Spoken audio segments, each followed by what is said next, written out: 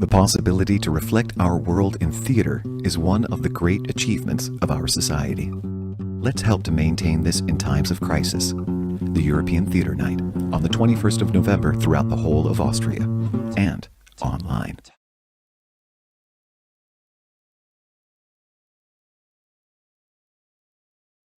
Joint celebration. So now it's happening. Yeah.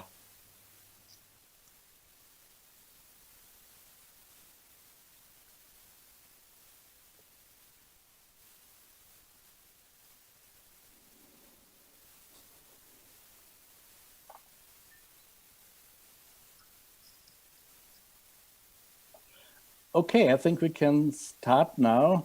Hello to everyone who is joining us at the European Theatre Night 2020. A short description, what is European Theatre Night? It was founded in 2008 in Croatia, and it's a one-day event with the aim to promote professional and amateur theatrical creativity, and it's dedicated to theater and performing arts. My name is Gerald Grieconick. I'm from Austria. I'm the director of the Theatre Night in Austria, and we have a lot of guests. I will introduce then. Let's just say it's a day to have contact to the audience and also to motivate new audiences to participate in this special form of communication. In Austria, I can only tell about Austria. Last year we had more than 100 organizations participating in this theater night, and they made shows, discussions, guided tours, lectures, flash mobs, open rehearsals, and so on. And we wanted to make it with no barriers, with a low threshold. And for that reason, we used the system pay as you wish to motivate also people with lower incomes to come to theaters and to see shows. This year in Austria, we wanted to celebrate our 10th anniversary, but the pandemic has casted a shadow over this. And although groups weren't sure if they could participate in November, for example, the Theatre for Seniors they weren't allowed to rehearse during the lockdown and also to have meetings in greater numbers. We had more than 50 organizations who wanted to also be on board this year. And then we stamped all our posters and all our brochures, and then the state authorities imposed a second lockdown, and for that reason we had to cancel everything. What's going on today? In Austria, they are very creative. Some of the theaters are participating in presenting streams and videos of shows and performances they made as an answer to this situation, this actual situation. One of our theaters for seniors in Bregenz, for example, they made, instead of the play, they made a radio show of it. And this radio show will be broadcasted in the evening in the local radios in Vorarlberg. And for example, and also the Interact Theater, it's a theater of the oppressed in Graz. They are streaming this night a rehearsal of the play under the topic Working Poor. And they invite people via Zoom to participate also in this show. And we are organizing 2 conferences. The second conference is in 1.5 hours, and it's for organization and artists in Austria. And in this, experts from the 2 large interest groups, IG Kultur and IG Freie Theater, IG Free Theater, give answers to questions and give advices how to handle the situations to artists and to organizations.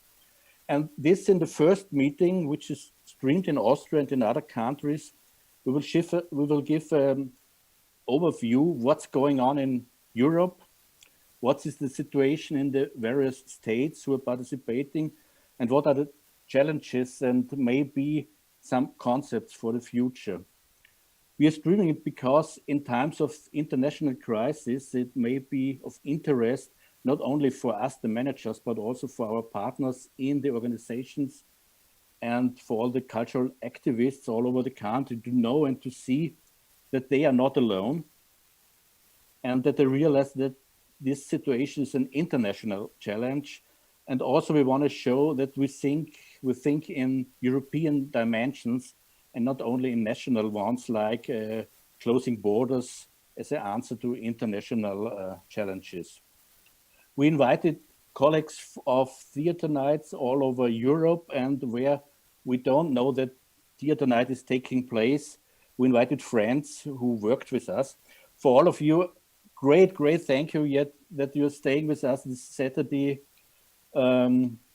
afternoon. And now may I begin with Martina Bečkova-Černá.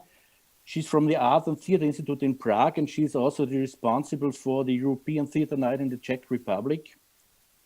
She will tell us she's very busy today as they're having an 8-hour live streaming. Martina, what's on in Prague and what's on in the Czech Republic? Please give us some information. Hello, Gerald. Hello, everyone. Thank you for inviting me to this meeting. It's great to see all the organizers of the European Theatre Night at this very special day. I will give you a short insight into what's going on in Czech Republic. We've joined European Theatre Night in 2013, so we are having 8th year of Theatre Night in our country. Of course, very much impacted by the pandemic, so it was really difficult to decide if to organize the event or not, because in Czech Republic, all theaters are closed due to the lockdown measures. So it's impossible to invite people into theaters. It's impossible to have, again, 40,000 visitors as we have usually for Theatre Night in our theaters. Usually more than 100 theaters are participating. In many countries, in many cities and towns of the country. But still, I can say that this year's Theatre Night is a success because we have 65 theaters involved in Theatre Night. And we also decided to fulfill our very old dream to connect somehow all the theaters which are involved into Theatre Night. So as you mentioned, we are streaming from our institute, from the Arts and Theatre Institute in Prague, from an improvised studio, which normally is our meeting room, an 8 hours long virtual bridge, which connects 28 theaters in 9 cities. It's a mix of everything what you can imagine, visits of theaters, visits of rehearsals, some excerpts from shows, workshops for children, fairy tales, podcasts, everything what is possible to offer online. And it's a combination of live streamings from theaters and from videos which were prepared in advance. So I can just share with you the picture, how our improvised studio for this stream looks like. We have 2 moderators and they're just having live talk with one of the theater directors in Prague. So that's basically how Theatre Night in Czech Republic looks like. Thank you very much, Martina. And the situation for the artists is not very easy, I think, also in Prague. Of course, I think it's the same issue as in other countries. It's really difficult for public theaters and especially for independent theaters and independent artists. The impact is not only for theater, of course, but also for dance, music, and all the sector of live arts. And we have been very active since the very beginning of the pandemic in the Arts and Theatre Institute, and we were like trying to help all the sector, all the artists which are badly impacted by pandemic. So we started with a collection of data about losses. We did a lot of culture advocacy for live arts. We are in constant dialogue with the Ministry of Culture and with City of Prague and other cities to see how to help theater, how to help artists. And I can say that we have a structured help for the sector in our country. So it means there are special programs for public theaters, for independent companies, and for freelance artists. They can apply also in the second wave of lockdown, which is now in autumn, for help and for support and for financial support. But of course, the impact on culture will be huge, and we will probably witness it still next year with all the financial situations. So, yeah. Okay. Thank you very much, Martina. Have a good day, and you can leave if you want to continue your other I work. will try to stay with you for a while. Okay. If I have to get back to our improvised studio, I will just disappear. Thank you very much. Okay, thank you. The next I will invite to speak to us is Bruno Frabetti. He is from Bologna, from the Children's Theatre La Baracca Testoni Ragazzi. And in Italy, they don't have theater night, but I also wanted to hear something from this country. And this special theater, for more than 10 years, I'm participating in the Great European Small Size Festival, Visione di Futuro, Visione di Teatro, which is dedicated to the theater for the very small people from half a year up. And this festival was canceled this year. It also will be canceled next year. They are searching for a new how to handle it, to make it also in the next year. And as there are no theater nights, I invited him to tell us a little bit about the situation in Bologna and in Italy. Bruno, what's going on? Yes, but almost you live in Italy. You already told the situation, but I will try to do a recap of the actual situation in Italy, which is complicated. First of all, we are very divided in regions, and we used to change colors very quickly due to the pandemic. For example, till last week we were yellow, and now we are orange looking for red, which means that every region has different measurements and different restrictions. In any case, independently from the color, theaters are closed, of course. And we are not allowed to host the public anymore. We were allowed to till the end of October, we can say, and we did a very big opening of the season, of course, by keeping the number of audience very limited, but we did like 45 performances at the beginning of the year. Now we are coming back to the situation of last spring. So somehow we are reinventing all our activities. And as you mentioned, for sure, the festival is one of the most international activities that we host. Normally, it happens all in our venue. And normally people from all around the world are very welcome, as you know. But this year it's gonna be quite complicated to allow travels and to know also how it's going on, the traveling situation in the world. So we are thinking about structuring a digital platform in order to do the festival. Because anyway, we will do the festival. Visioni, as last year, it's part also of a European project called Mapping, a map on aesthetics for early years. So it's part of a bigger plan. And we want to give positive advice, positive feelings also for our partners that are all around Europe. And everybody has very different situations. So hopefully, in the best case scenario, we will have both shows, conferences, workshops, both in live and online at the same time.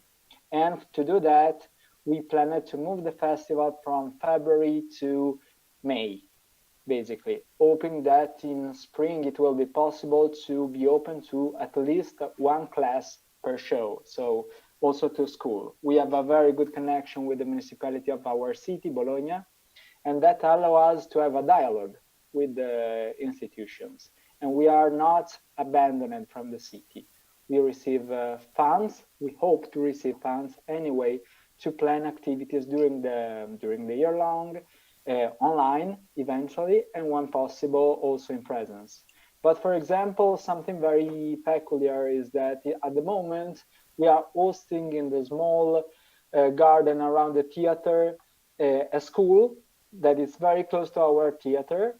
and they are coming for the free time between classes to run away around the theater. And yesterday we did release a small video for the National Day of Young Audiences, of young children, dedicated to that. So children are still around us. They cannot enter in the theater, but they are around. And for example, things are changing very fastly. Till 2 weeks ago, I was doing workshops live in presence with 6 children. And now it's not allowed anymore. So we are just waiting. Okay.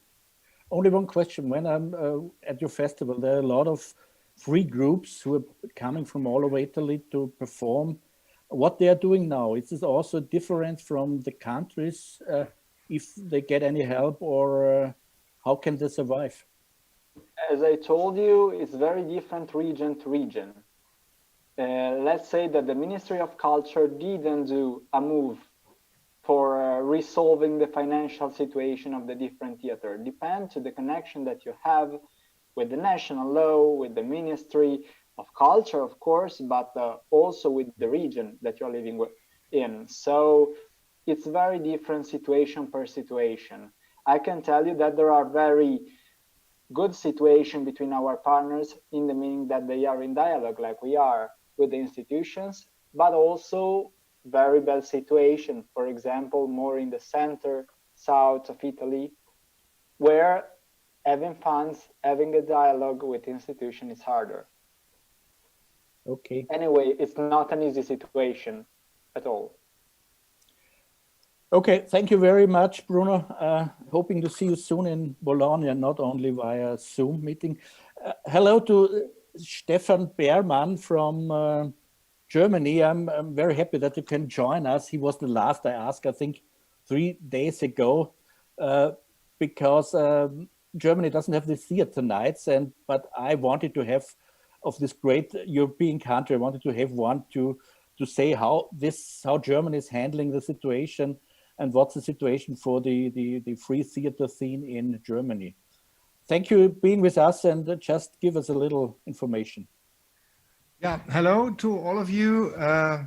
Thank you for the invitation. Yeah, I think if you follow the media, you know already some basic facts about the situation. Yeah, I try to tell you some about what's going on now. We have the problem that to break the second wave, so-called second wave, we have a second shutdown beginning in the 1st of November, and it's forbidden or not allowed to have any performance or to have any anything to show. So theaters and venues are closed since the 1st of November, and the institutional theater is in somehow in a better situation because they have constant funding, and so they can keep the theaters running. Even if they are not open, they can work somehow. But independent scene, there are many venues and structures without any funding, without any constant institutional funding, so that they really are depending on emergency help somehow, and that's a big problem for the solo self-employed people. And I think the majority of our community is solo self-employed. And the problem is that they have no emergency funding, and we are constantly fighting with a big front of organizations to get this. And there is a big shift, in opinion shift. We reached that in the last month, but now there is a funding in preparation starting in January, especially for the solo self-employment people. They will get a certain amount for 6 months to cover overhead costs, but now already is clear that the budget, what they will get, is not enough. It's 5,000 euro, and So the structure is really in a red alert situation, and we as an organization, we are really fighting to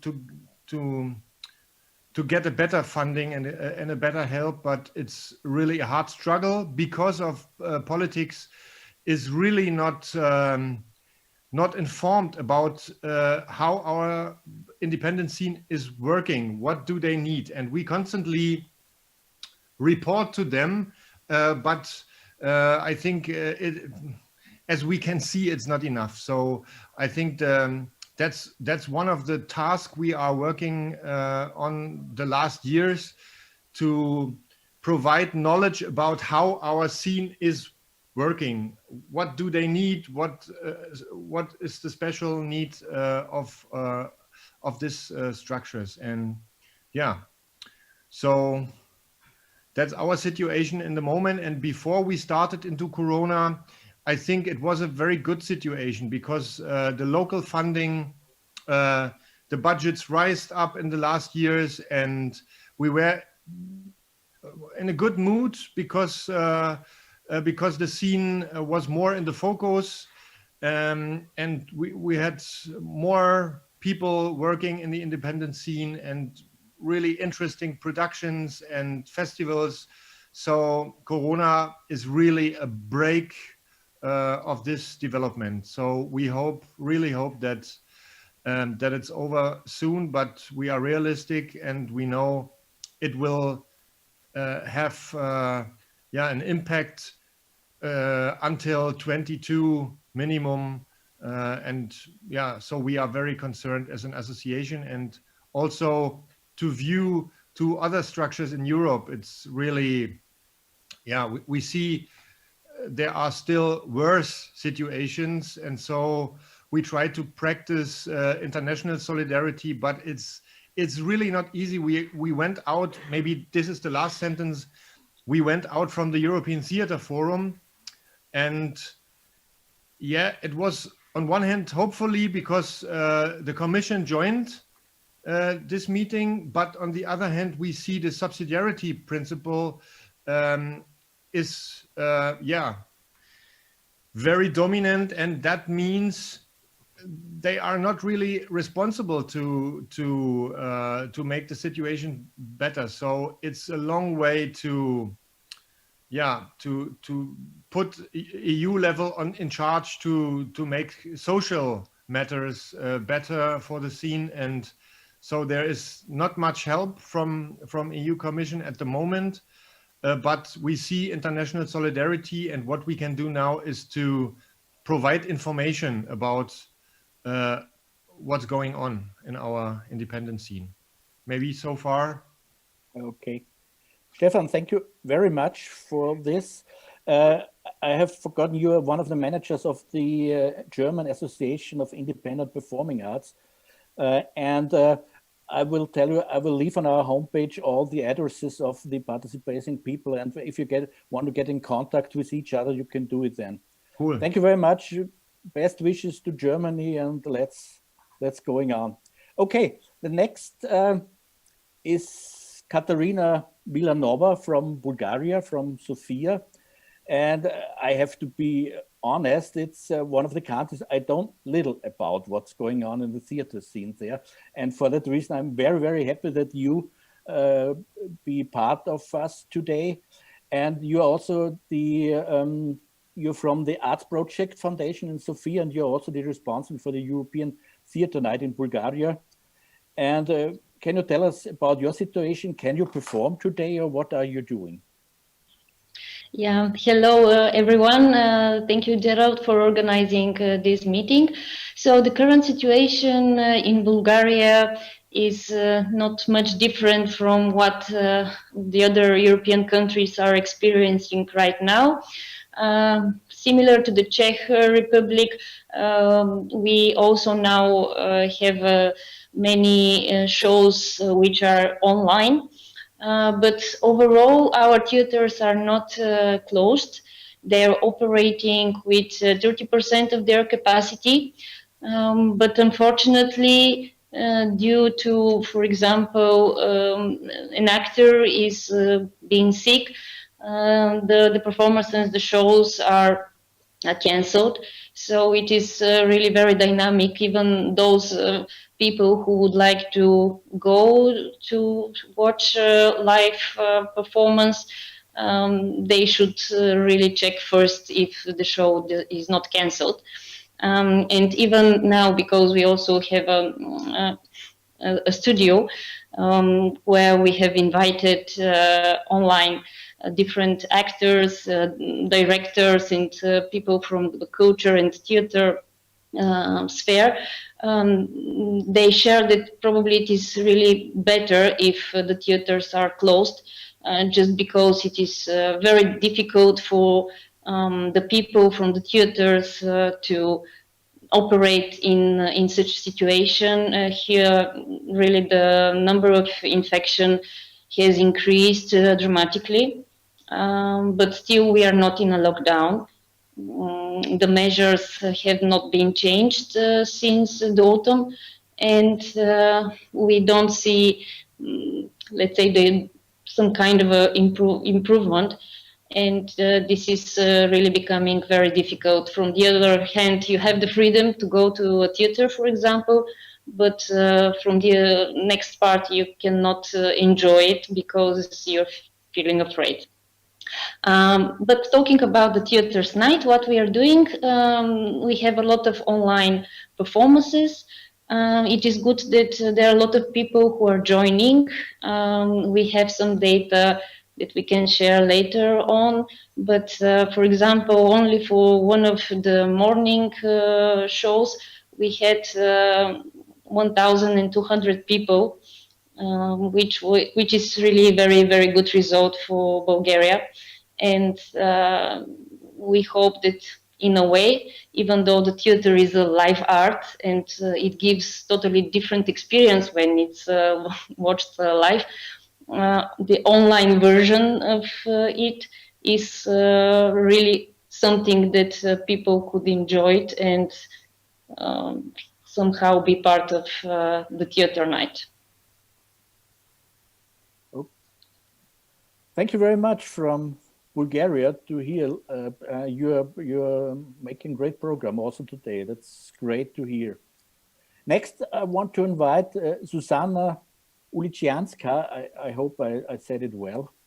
She is a member of the Theater Night in Slovakia, and she's the head of the Department for Public Relations. And she's joining us from Bratislava, which is very near to Vienna. But to be honest, I've been one time only there. That's a shame, but okay, that is it. What's about the situation, Theater Night, in your country? Can you perform today? Hello from Slovakia and Bratislava. Thank you very much for involving us into this stream. It's a very strange situation in Slovakia because we have been preparing an online event, obviously because of closed theaters, but suddenly our government decided to open theater with some restrictions as to the capacity of, we have to only fill 50% of the audience. So fortunately, suddenly some theaters can invite live audience. That was really something that we didn't expect, but we will see what will be the actual result, whether people will not be afraid of going to theaters. But nevertheless, I would like to share our website, the Slovak, the Theatre Institute in Slovakia is a sort of national coordinator. We do have a sort of common website with all the informations about the theaters participating. This year we have only 40 theaters. unfortunately, because of this lockdown, but last year it was more than 60, and we have been with this project almost since the very beginning, since the year 2010. And it already is sort of traditional event, and people are looking forward. And just one more word to add, that it's the day when not only professional theaters are opened, but also the amateurs groups, local city centers, and a lot of other agent cultural city sites. So it's very open event usually. Yeah, that's great to hear. It's like Austria. We also have from the Burgtheater in Vienna, which is a very, very big one, to these amateur theaters, to children theaters, to very small ones. And that's the great of the theater night, that you see this big scene, what theater is and what it can be. And just to add that a lot of or theaters organize readings, as it was said in many times, or broadcasting of some of their performances. And Theater Institute with our small chamber theater called Studio 12, in cooperation with Theater Astorka, we will present reading of Belarusian play Insulted Belarusia by Andrei Kurajczyk. So this is one of the just a sample of program that is planned for tonight. Thank you very much. Great to hear you. And now I want to invite Sandra Banic-Naumovsky to join us. She's from Zagreb, and she's the organizer of the theater night in Croatia. And she's part of the Narodno Sveučilište Dubrava. And we must, yeah, we must congratulate you, because this was the center where theater night was born in 2008, when I'm right. And for that reason, it's great to have you here. And I have to tell a little bit about Zagreb, because when we had in the other European countries, when we had our first lockdown in spring this year in Zagreb, there was also this earthquake. It was hit by the great earthquake. And when we found, you couldn't tell me if some of the theaters still will be possible to perform when it's opened again, because they didn't know if the house is still standing or not. But when I'm informed, well, you can perform this night. And what's theater night in Croatia, and what's the situation of the Croatian artists and cultural workers now? Can you tell us a little bit? Yeah, hello, thank you for inviting me to present theater night and the situation in Croatia. Yes, we, Narodno Sveučilište Dubrava, we are the founder of European Theater Night Initiative. It came out of our small children's theater in Zagreb, and in 2008, and spread all around Croatia and abroad. And I would like to thank you all for being a part of the European Theater Night crew. I hope that we will have more countries in future. Today in Zagreb, theaters are open, so we can have audience inside, although the number of audience allowed to be inside theaters are really small, because we are playing performances under strict epidemiological measures, which means that we have to keep social distance between audience members, and everybody has to have face masks and all other measures that are mainly oriented on hygiene, hands, space, and everything. So although the situation is not easy, and we won't have a huge event in Croatia like previous years, still we will have theaters that will have performances and other activities for audience in more than 40 places in Croatia.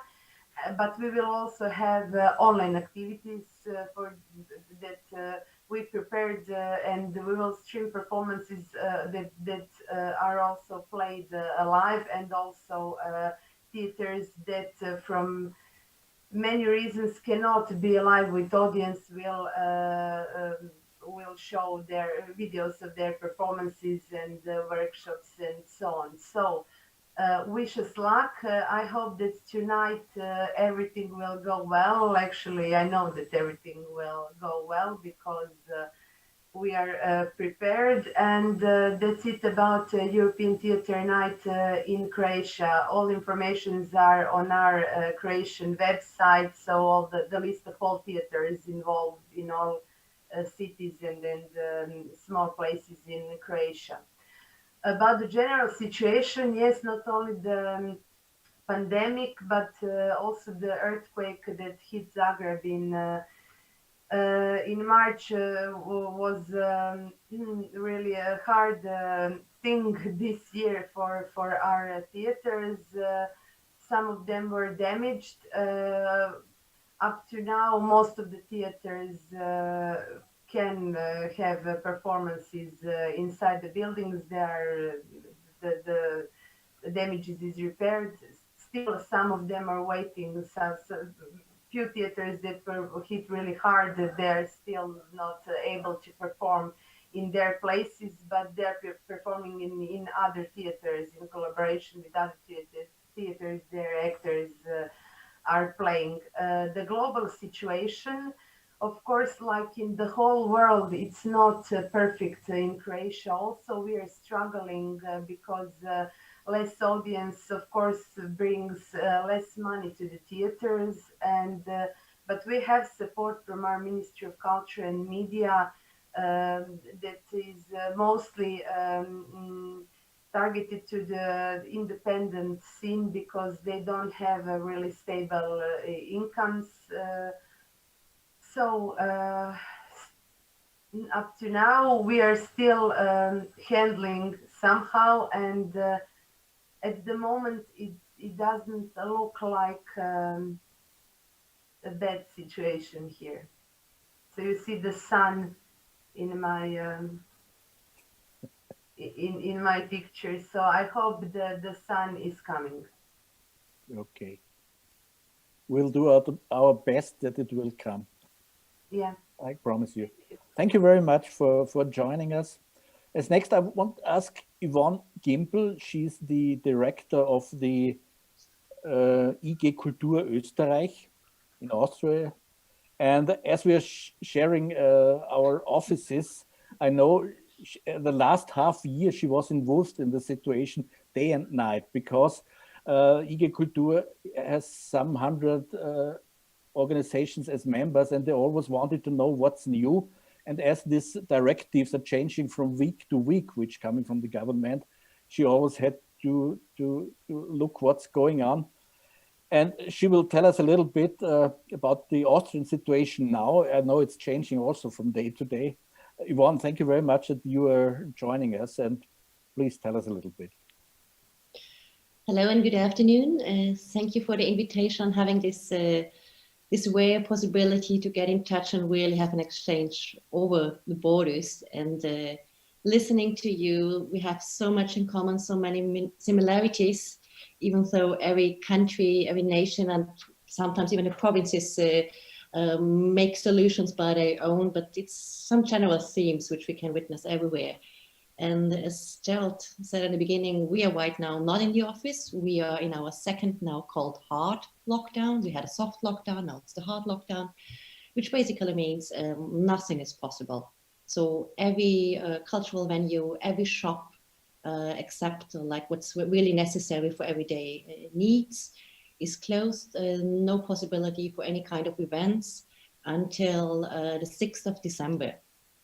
This is the situation right now. What's happening after the 6th of December, we have no idea. So it could be that there's a little bit possible again with very limited audiences. It could be that there's a much more opening, but as Gerald said, the situation is very volatile. It's changing constantly, and it makes it really impossible to have any kind of planning, to do any kind of programming, and also build the trust with the audience to communicate in a reliable way is really challenging as the situation and the obligations are changing. So this is really exhausting for everybody. And of course, also not only emotionally, because I also think it's emotionally very exhausting. Some already speak from the third wave when it comes to like the effects, what it's actually doing with the people, because it does have effects. But it's also, of course, for our sector, tremendously challenging in terms of financial support.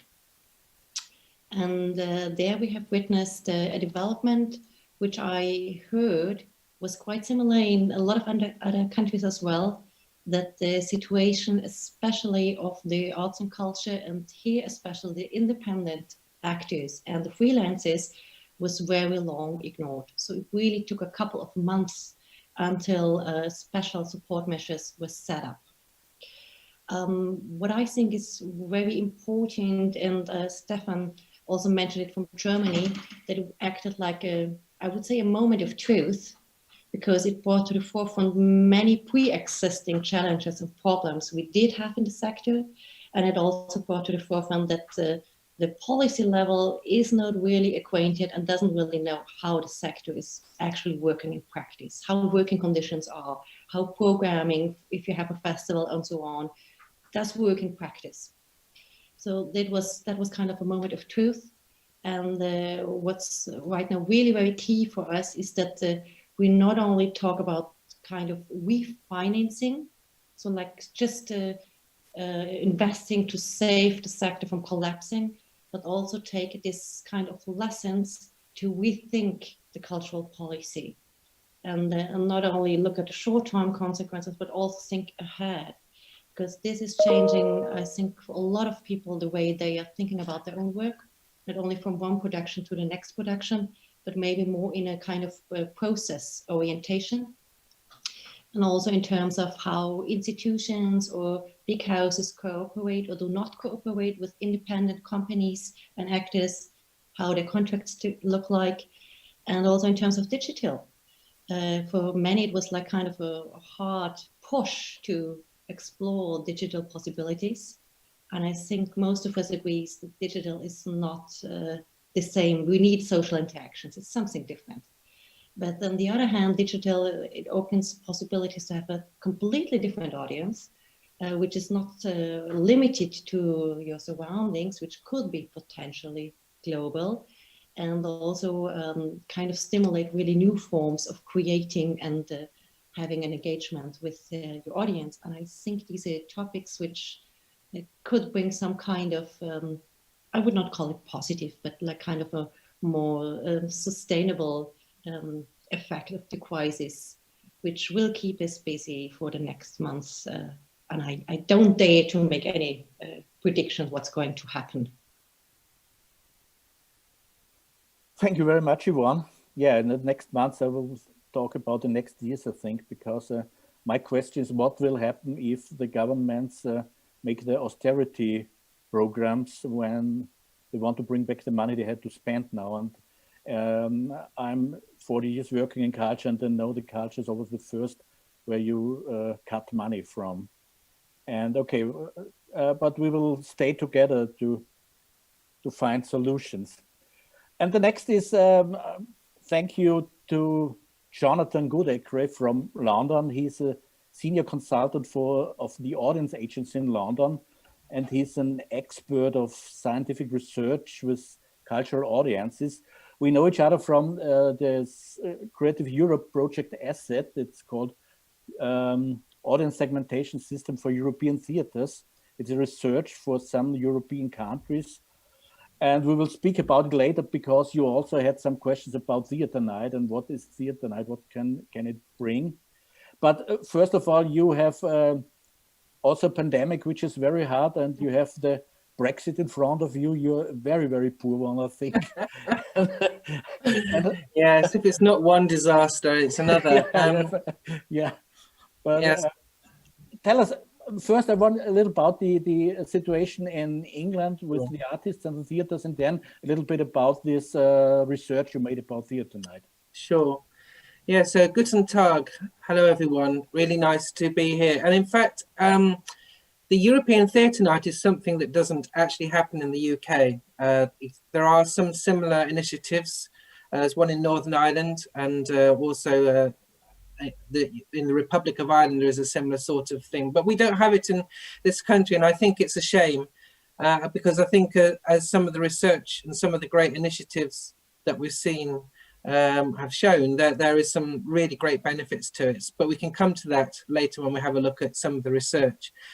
In fact, you said from London. I actually live in Cambridge, and to give you some indication of just how dramatic it's been in this country, since March, I think I've left Cambridge maybe 9 or 10 times, and normally I would be out of Cambridge most times of the week. In the city where I am, every venue has been closed since March. The situation in the UK and Britain has actually been much worse, I think, for the cultural sector than some other places. There are a number of reasons for that, but essentially the restrictions around social distancing have made it extremely difficult for any theatre to open properly. So really, I think you can say that the theatre sector has been closed for physical audiences since March and hasn't really reopened, and doesn't look like it's going to reopen in the near future. There was a little moment in the summer in September and October when some theatres started to look at reopening again. A couple of theatres in the West End, were small theatres in the West End, started to open, and there were 1 or 2 regional theatres like Nottingham Playhouse, which were doing some very interesting work and managed to do a combination of online and physical work. But I'll come to the online thing in a minute. What I did want to show you is, I'll show you this graph because as Gerald mentioned, the audience agency, we spent a lot of time doing research. We're a consultancy in research. And this graph is some of the work we do on an ongoing basis from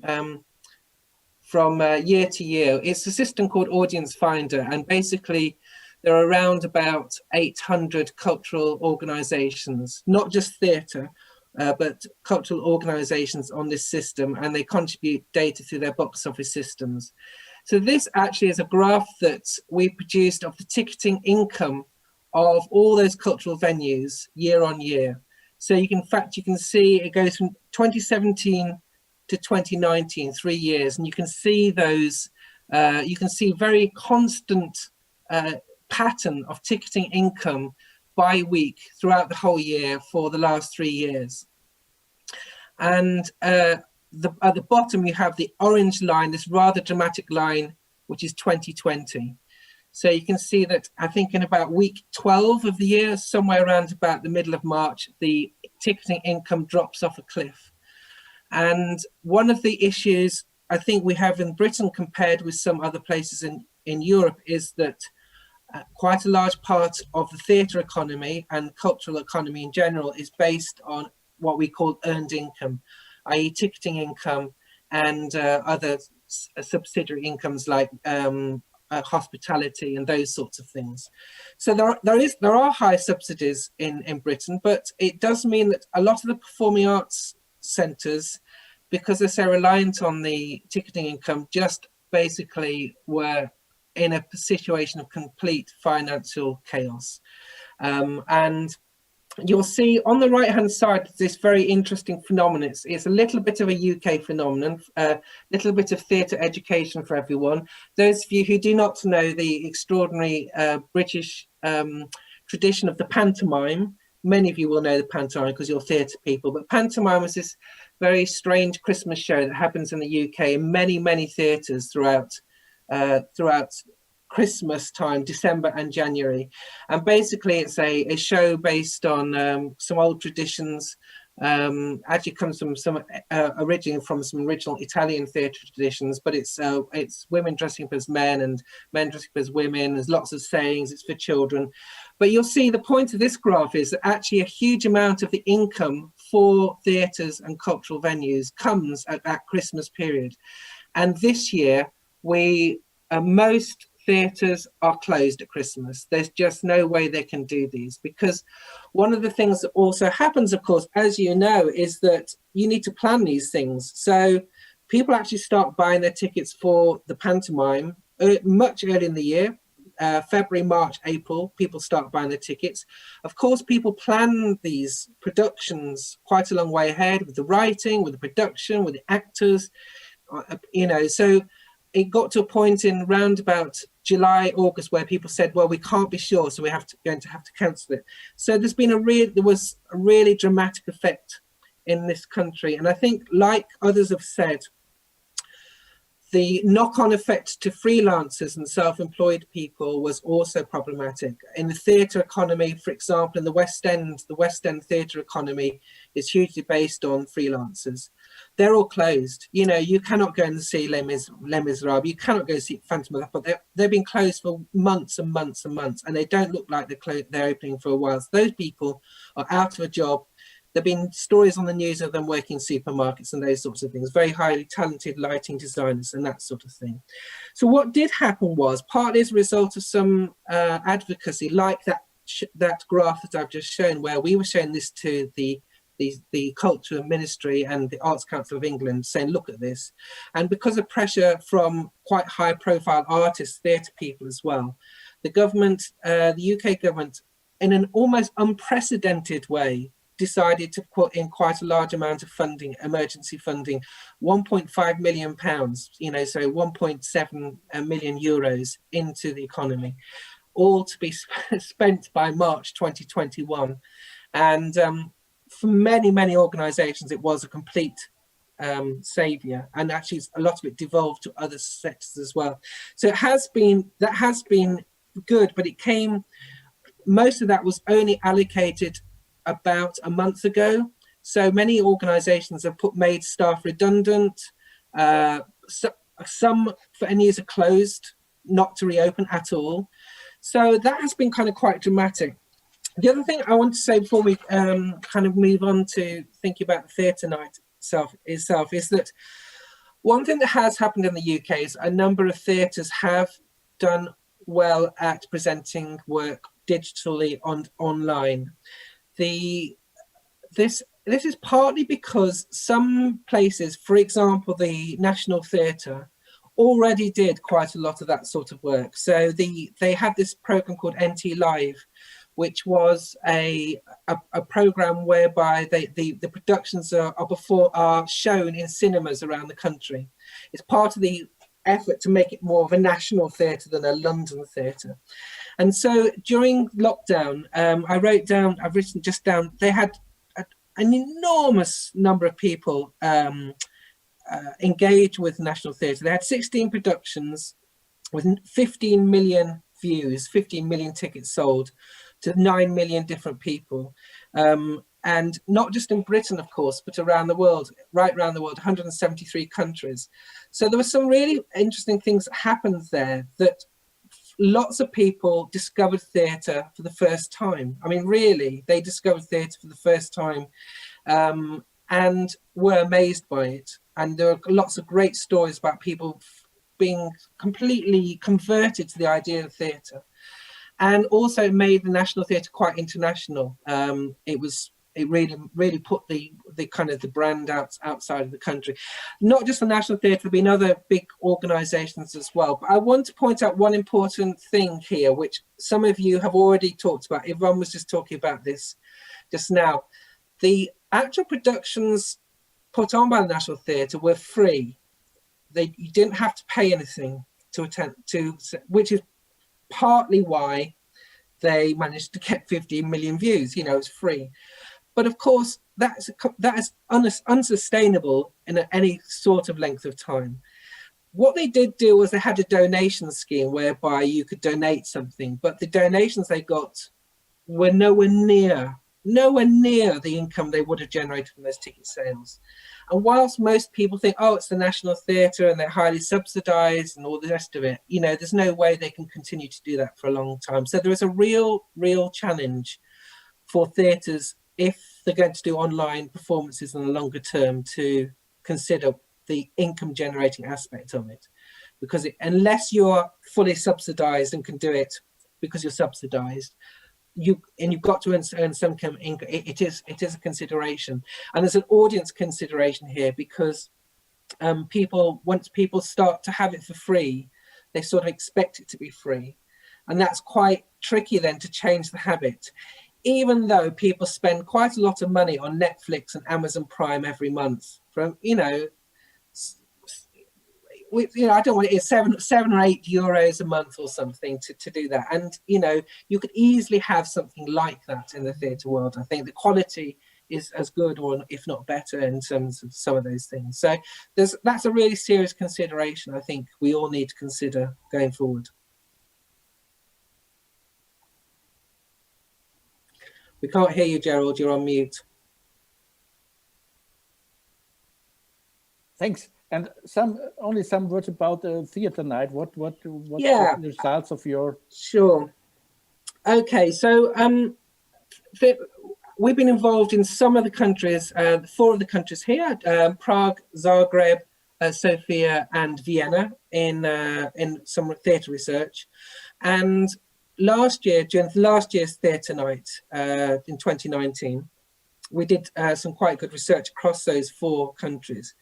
And not just that, but a lot of the debate we've had in this project, which is called Asset, has looked at the impact of European Theatre Night. And I think it's a fantastic initiative. I think it's got lots of potential. I think it needs to go bigger. I think it needs to be a bigger thing. But the research we did last year was fascinating. Now, different people do theatre night for different reasons, and it also varies a bit from country to country. So some countries it's about cheaper tickets, some places do special initiatives like collaborations, some people have lots of extra activities. So you can see that in the research.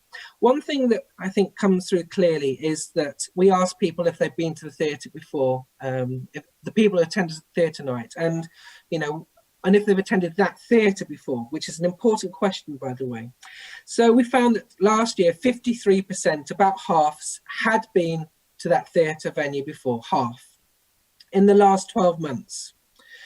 21% had been before, but more than a year ago. And I think that's, when we do our ongoing research with theatres, we often talk about these kind of people who come now and again and how you get those people to come back.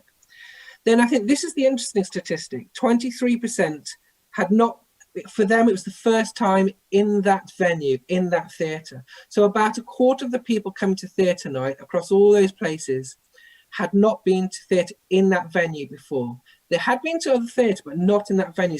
So the European Theatre Night, and this goes across all 4 places, was very good at encouraging people who were theatre attenders already to some degree to try something out, in this sense, to try a new venue. And then there's quite a small number, around about between 2 and 5% of people who'd never been to any theatre venue who came to European Theatre Night. So European Theatre Night was not amazing. It's not amazingly good at getting completely new attenders to theatre, I don't think.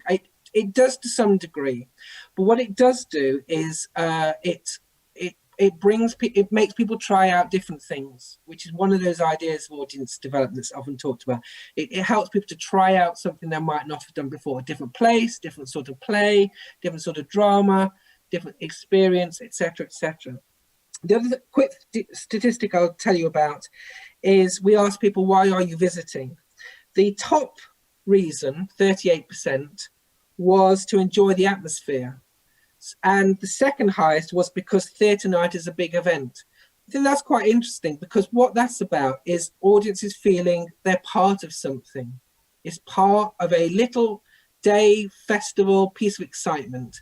And we all know that in the cultural sphere, that's quite important. It's that, let's say, a New Year's Eve event, it's that sort of doing something special on that day. The next important ones were Actually, 24% said tickets are cheaper, so that does come into it. 22% because there are special activities such as discussions, backstage tours, special things like that. What else got? Then 18% to find out more about theatre, so an educational thing, and 16% just because they love theatre and like to come to lots of things. So lots of different reasons why people are coming to European Theatre Night. And it's worth, and in our project asset, a lot of the philosophy of it is about segmentation, so groupings of people, and not thinking of an average theatre attender or everybody. It's like there are different groupings of people that are interested in theatre, and I think this backs up that idea. Okay, thank you very much, Jonathan. It's great to hear about these results. I can only tell there were a lot of topics open now, and we could speak and meet in conferences for, I think, 1 week to speak about it. But I can promise you we will continue this collaboration, and would be great to have next year something together, more than only a Zoom meeting. And we will work on it. And I will finish with best regards from Helsinki. We also invited friends from Helsinki, from the university, who are engaged in theater projects. They don't have time, but they wrote me just 1 hour ago. It's so important that we share thoughts and empathy in these strange times. In many small organizations, people feel really lonely. That's also one of the reasons why we are meeting today and why we should continue our collaboration also in a political way. I have best thanks to all of you. Have a great time, have a great theater night, and a great weekend, and hope see you soon, and hopefully live and the direct way and not only with a computer. Thank you very much to all of you, and bye. Bye-bye. Thank you. Bye-bye.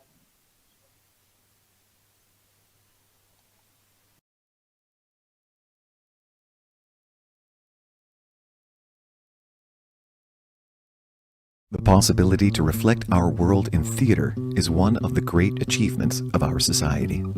Let's help to maintain this in times of crisis. The European Theater Night on the 21st of November throughout the whole of Austria and online.